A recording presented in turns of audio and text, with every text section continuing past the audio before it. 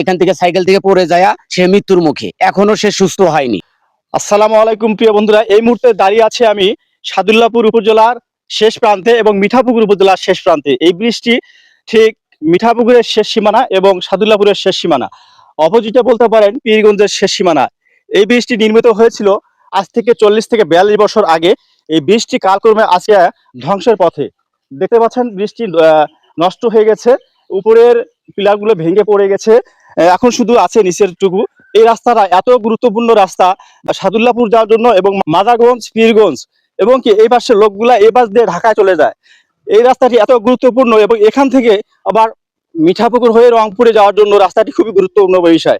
এই রাস্তাটি কোনো ব্যক্তি এই নজরে আসে না, কারণ হচ্ছে এটা হলো সীমান্তবর্তী একটা রাস্তা।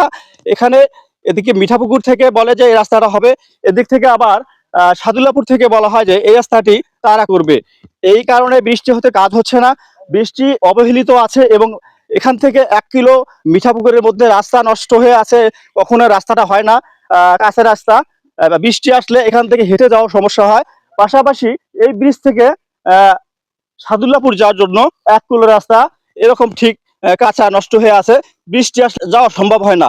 ঠিক এই বৃষ্টি এত গুরুত্বপূর্ণ বিষয়, আমি দৃষ্টি আকর্ষণ করব অবশ্যই এদিকে মিঠাপুকুর উপজেলার নবনির্বাচিত এমপি মহোদয়ের নিকট এবং এদিকে সাদুল্লাপুর পলাশবাড়ি উপজেলার নির্বাচিত এমপি মহোদয়ের নিকট। তো এখানে দু একটি এলাকাবাসী কথাটা আপনারা শুনে যাবেন, তাদের এখানকার দুঃখ দুর্দশা গুলো। দেখেন বৃষ্টির কি অবস্থাটা, বেহাল দশা। এখানে যে কোনো বাচ্চা আসলেই পড়ে যাবে পানিতে, সে বাচ্চা যদি পড়ে যায় এখানে কেউ বুঝতে পারবে না যে বাচ্চাটি পড়ে গেছে, ওখানে মারা যাবে। এমতো অবস্থায় এখানে কোনো ব্যবস্থা নেওয়া উচিত। আচ্ছা, এখানে যে বৃষ্টি নষ্ট হয়ে গেছে, কি কি সমস্যা হচ্ছে? আসসালামু আলাইকুম। এর আগেও একজন এখান থেকে সাইকেল থেকে পড়ে যায় সে মৃত্যুর মুখে, এখনো সে সুস্থ হয়নি। অনেক বাচ্চা এরকম ঝুঁকিপূর্ণ ভাবে আছে, বাচ্চা দাঁড়াইতে পড়ে যায় এরকম।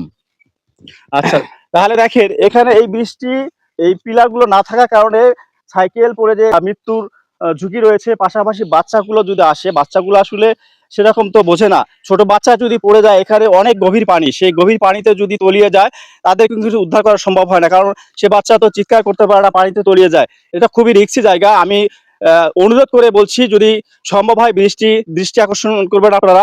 ধন্যবাদ। আসসালামু আলাইকুম রহমতুল্লাহ বরকাতুহ।